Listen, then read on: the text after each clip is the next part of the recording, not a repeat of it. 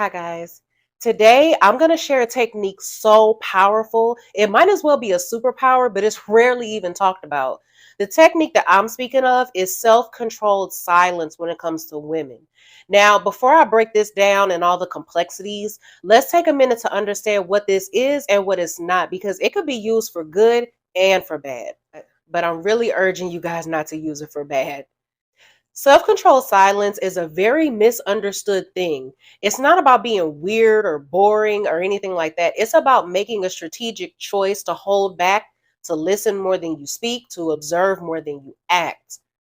For example, imagine that you're at a party. Instead of trying to be the life of the party and get attention, step back, calmly observe, and soak in your surroundings.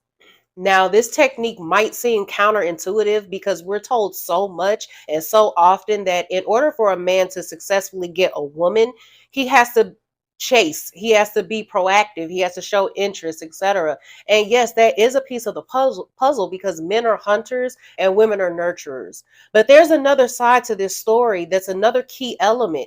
It's often so overlooked, it's not even talked about really. Sometimes the loudest statement you can make is silence. The most powerful move you can make is not moving at all. There's a quote, one of my favorite quotes actually, that says, "The quietest man in the room is the deadliest." Now, of course, we're not talking about like a man literally being deadly or dangerous in terms of safety. The quote is referencing the power of self control. There's five key elements that make a quiet man deadly. One is observation. Quiet men are usually more observant. They watch and learn from everything that's happening around them. They can assess situations, understand people's motivations, and see opportunities or threats that a lot of other people might miss. Number two is self control. Quiet men usually have a strong sense of self control. They don't allow themselves to be swayed by outside sources or impulses. They think before they act and consider all possibilities and outcomes and consequences. Their actions are very calculated, they're not spontaneous at all. They choose the right moment to act for maximum impact. Number three, confidence. A quiet man is often a self-assured man. Another one of my favorite quotes says, "Confidence is silent, insecurities are loud." People who are overly loud and attention seek are typically insecure about something, and they're trying to overcompensate for it to hide that insecurity. They need external validation to feel good about themselves.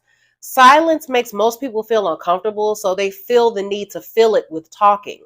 A man who can sit comfortably in silence is a very powerful man because he shows that he's confident and he doesn't need constant conversation to feel comfortable. Number four is impact. When a man exercises his silence, it creates a sense of anticipation for everybody around him. People naturally become very curious about his thoughts. What is he thinking? What's on his mind? Why doesn't he talk? So when he finally does speak, his words carry significant weight and they have a profound impact. Number five is intelligence. Most of the time, quiet men are thinkers. That's why they're quiet. They speak less because they're busy processing information, planning their next move, and solving problems in their head. Their moves are extremely calculated, as I said before. They play chess while the majority of other people are playing checkers. I'm going to get very personal for a second and give you guys a real life personal example. Years ago, there was this guy at the local gym that I always go to. He always walked around talking extremely loud. Like every conversation this man had, he had to make sure that you could hear it. I think you guys are probably familiar with that. I'm pretty sure almost everybody listening to this or watching this has experienced this before. Like he was always flexing to make sure that people were looking, etc. Every time this man was in the gym, he had to make a whole show out of it. Now, as a lot of you know, one of my biggest pet peeves, like in life, is attention seekers. It bothers me to my core. So he was after me for a while and he asked me out on a few dates, to which I replied, "I appreciate the offer, but respectfully, I'm not interested. I don't believe in wasting people's time." So one day he asked me, "Are you just not interested in me or are you just not interested in dating anyone?"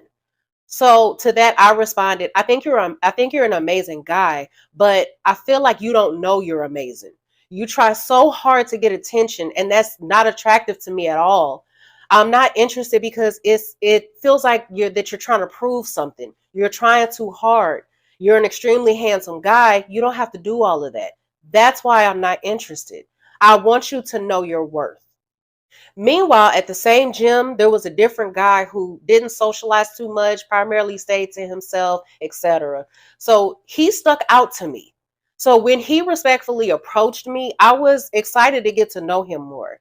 Silence is a powerful, underutilized tool. It's the power to let a woman reveal her thoughts, herself, and her feelings while you remain a mystery. For example, if you're on a date with a woman and you're having a conversation, instead of constantly steering the conversation, let her do the talking. When you listen, observe, and respond minimally, you draw her in with your silent attention. If you let people talk long enough, they'll tell you every single thing that you want to know. But here's the key: the key is to keep open eye contact and your attention on her. Don't do a million other things while she's talking, like reading the menu, checking your phone, etc. For silence to carry the weight that you want it to, she has to know that you're paying attention. For example, if you're texting, instead of bombarding her with message after message after message, keep your responses engaging but minimal. This will make her anticipate your messages. This is what I mean. Let's say she texts you about her day and says something like, "Hey, I had a busy day at work. How was yours?" Instead of texting a long, drawn out message detailing all the events of your day, keep it short and sweet. Something like, "Just as busy, but nothing I can't handle. Any plans for the weekend?" You're letting her know how your day was, but still keeping it vague enough to remain a mystery. See, in a world where everybody is trying to prove themselves, the way that you stand out is by remaining a mystery. See, the millionaire doesn't have to say he's a millionaire. The high quality man doesn't have to say he's a high quality man. The top 1% man that everybody likes to talk about nowadays, he doesn't have to say that he's a top 1% man.